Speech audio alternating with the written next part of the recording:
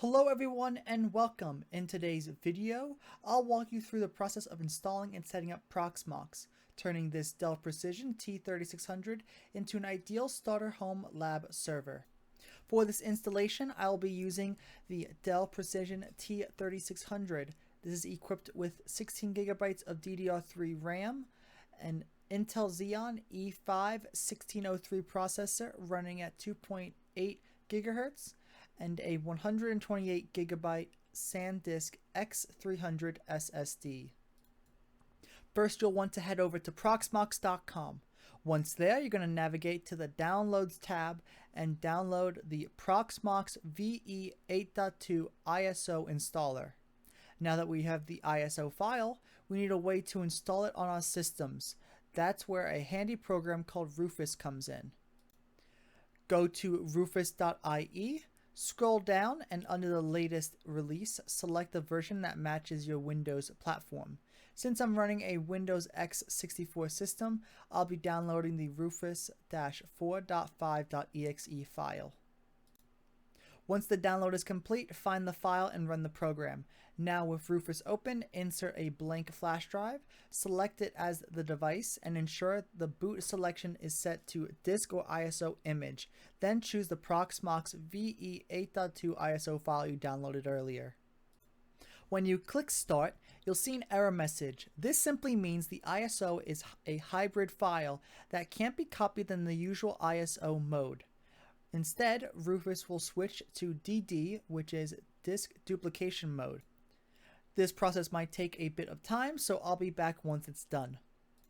Now that Rufus has finished, the USB drive is ready. You can go ahead and plug it into the computer when you want to install Proxmox.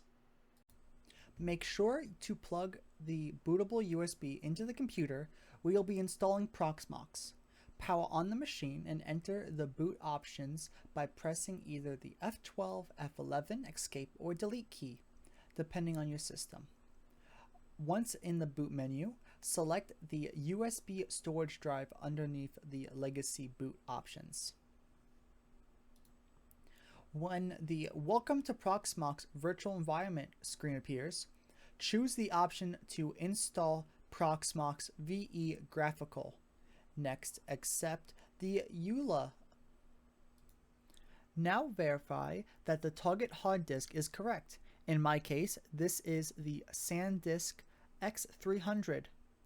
This will partition the entire drive to install Proxmox. Set the appropriate location, time zone, and keyboard layout. Then create a password. This will be used for the root user account to sign in and manage the server. Be sure to add your email as well to receive updates on the health and activity of your Proxmox server. Next, assign a host name for your node. Make sure it's something that doesn't resolve to anything external. For example, you could use something like bblab.home, since .home is reserved for internal use only. You can also configure the static IP, gateway, and DNS server settings at this stage. Finally, review all the details that you've entered, and once everything looks good, you can click Install. The installation process may take a little while depending on your hardware, so I'll cut back once it's complete. The installation process completed successfully, and the system booted into Proxmox. On the screen, you'll see the URL to access the GUI for the Proxmox server. I will now continue from the web browser to finish the configurations and setup. Before proceeding, ensure your server is connected to the network via an Ethernet cable to be able to access it through the web browser.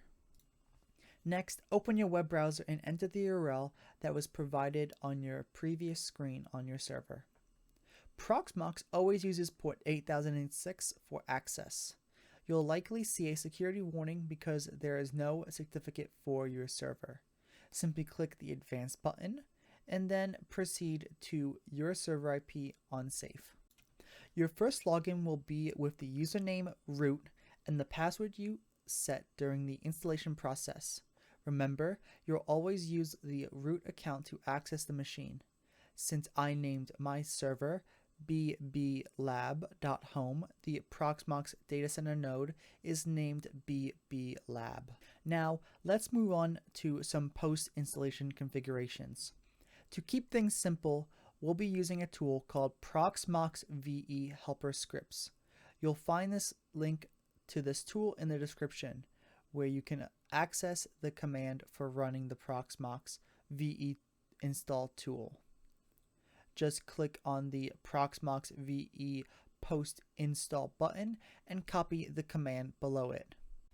This script will handle various tasks for you, such as disabling enterprise repo, removing the subscription nag, updating Proxmox VE, and more. Proxmox VE helper scripts offer additional useful features, but we'll cover that more in another video.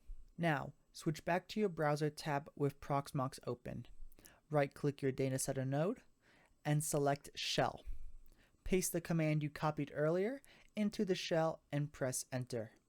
You'll see the post-install script start running.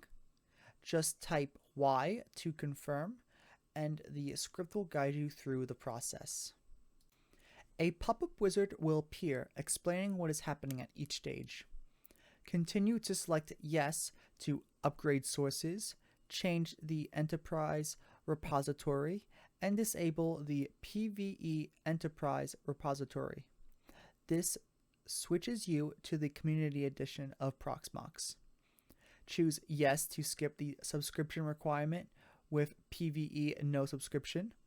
For the CEH packet repository, select Yes, but when you reach PVE test, choose No.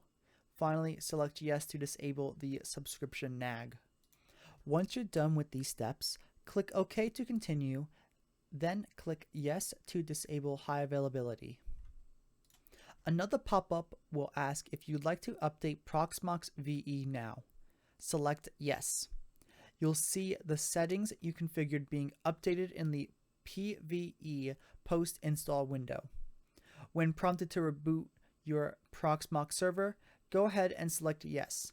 This will restart the entire system. Wait for it to come back online and sign in again using the same browser tab. Now that the post-installation tasks are complete, your Proxmox server is ready to go. Under the local partition, you can select ISO files to create virtual machines. Once the ISO is uploaded, simply click your data center node and begin creating your first virtual machine.